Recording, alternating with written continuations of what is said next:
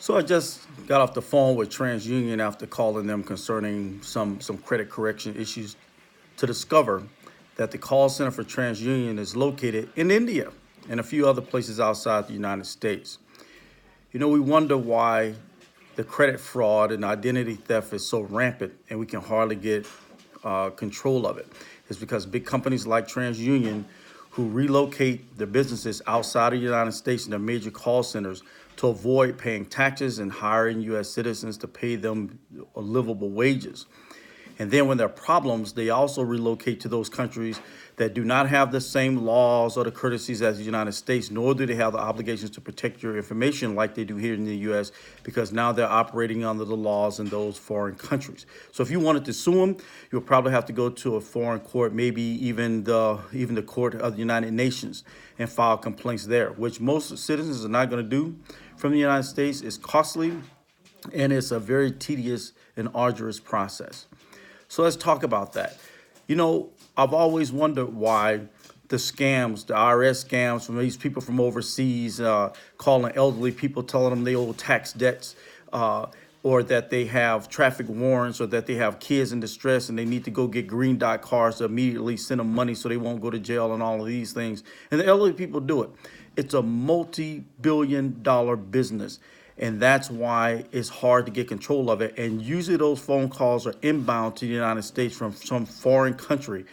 How they get this information? How do they know about your tax information? How do they know your name, your social security number? These guys that call and pretend to be IRS agents and other types of people. How do they have all that information from your credit report? And why? Because TransUnion being one of them, and I don't know if Experian is a part of this whole fraud too and scam, allows these foreign people, these foreign governments to get your protected confidential information. And once it's outbound, once it hits those systems in those foreign countries, who knows who it's sold to or what happens. They certainly don't have to follow the rules of our federal laws because those people don't operate in this country. We need to think about that. And then when they get busted, or that your information has been compromised, the companies pretend like they're so surprised. Oh my God, we're going to put safeguards in place if this happened. But they knew months ahead that your information was compromised, but they tried to cover it up. And then they offer you these free services that they'll monitor your credit for a year or two and all of these things. But that's just further getting more of your information into their system. Because they haven't shut down their outbound information. They haven't stopped doing business with these foreign governments to process your information.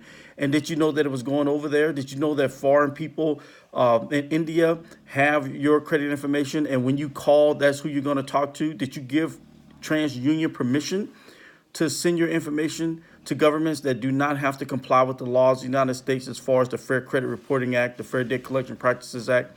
I doubt it. You should check your credit information, people, and aggressively dispute erroneous information. For those of you that haven't done it in a while or haven't done it at all, you're entitled to a free credit report every year. All you have to do is call and request it. Every 12 months, they have to send you a free credit report. And if you see things on there that are suspicious or not yours, then dispute it. If something got turned over to a collection agency, think about it. You need to find out if the original creditor sold the debt to a third-party collection agency, because if they did, that terminated your contract with them. So you don't really have a contract. And if you look at your credit report, even when it's turned over to a third-party collection agency, which you didn't agree to do business with, it lists that collection agency as the creditor. But you never agreed to do business with that collection agency. So how are they your creditor? If you need help with it, inbox me. I'll help you for free. It won't cost you a thing. I'll send you the templates and coach you through it so you can get your credit information updated and get what you deserve as a citizen in this country.